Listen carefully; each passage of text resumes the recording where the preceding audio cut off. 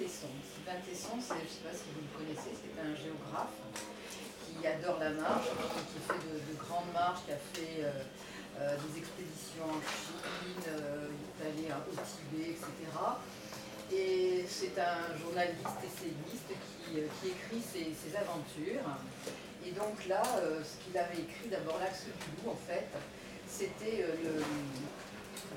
sur les pas d'un évadé d'un goulag sibérien qui avait traversé donc, toute la Sibérie, le lac Baïkal, le désert de Gobi pour arriver par le Tibet jusqu'en Inde. Et donc il a refait cette marche, ce périple. Et donc, lui s'est inspiré du livre, il a essayé de reprendre le tracé de ces évadés. Et donc, c'est toute son aventure, pendant des mois, sur des milliers de kilomètres, pour essayer de retrouver à la fois les sensations, pour voir un petit peu comment ils ont pu survivre, parce qu'en fait, c'était de la survie. Et c'est très intéressant. Moi, j'adore tout ce qui est... les romans justement concernant les voyages.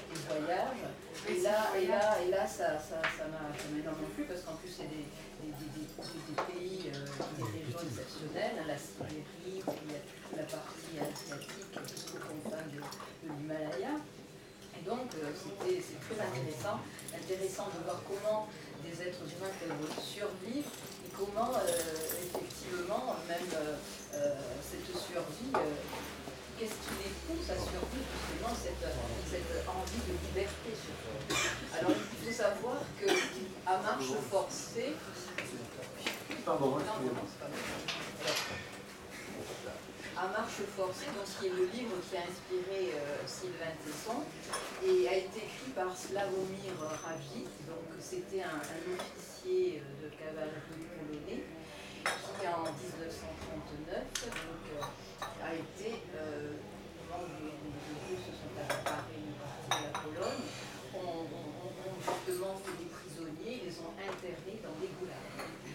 Donc, bien sûr, il raconte comment ça s'est passé, justement la toxicité de ces camps. Et il a réussi à s'évader avec 3 ou 4 autres prisonniers. Et il raconte comme ça, justement, comment il a pu sans rien partir, justement parce qu'il voulait se sortir de tout cela et retrouver la liberté. Alors c'est terrible parce que, bien sûr, ils survivent plus qu'ils ne vivent. C'est un témoignage. C'est un témoignage. En cours de route, il peut y avoir des pertes humaines, bien entendu. Et puis ce qui est intéressant aussi, c'est que ce livre a fait l'objet d'une controverse, parce qu'en fait, il a été publié en 1954, et par la suite, même en 1954, beaucoup ont dit que ce n'était pas possible de faire tout ce qu'il avait fait en n'ayant aucun moyen. Donc ils ont dit oui, ça a été inventé, ou alors il a brodé, il a vraiment inventé certains passages. Et finalement, on ne sait pas si ça a été plus ou moins, je dirais, enjolivé, s'il y a une part de vérité. Il y en a certains qui disent qu'il est resté dans le goulag, qu'il a été libéré, d'autres que oui, il a pu s'en échapper.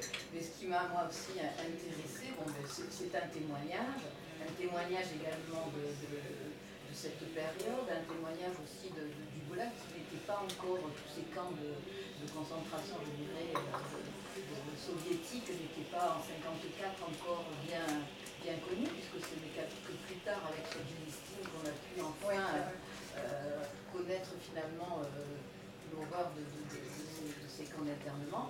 Et finalement, cette controverse, à la limite, est-ce qu'elle a vraiment un sens, puisque même Sylvain Tesson lui dit que à la fin, il dit, qu'est-ce qu'il dit voilà, à marche forcée, mystification au récit, les chemins de la liberté ont pour leur part bel et bien existé sous la forme d'un grand axe nord. Et finalement, qu'est-ce que ça peut faire que ce soit inventé? Finalement, c'est une quête de la liberté, et la liberté, c'est essentiel. Absolument. Et qu'est-ce qui t'a fait découvrir Natesso? Moi j'avais vu des reportages à la télé, Ah, ouais, ça a été des reportages sur des voyages qu'il avait fait, qu'il était parti en vélo, il est parti seul avec son sac à dos, non, non, et en même temps, bon, c'est intéressant parce que ça nous fait découvrir le pays, mais ça va au-delà parce que finalement il y a une certaine réflexion sur la nature humaine, sur l'homme avec finalement son environnement et finalement la place de l'homme au sein de la nature et du monde. Merci Monique. C'est original. Ce que je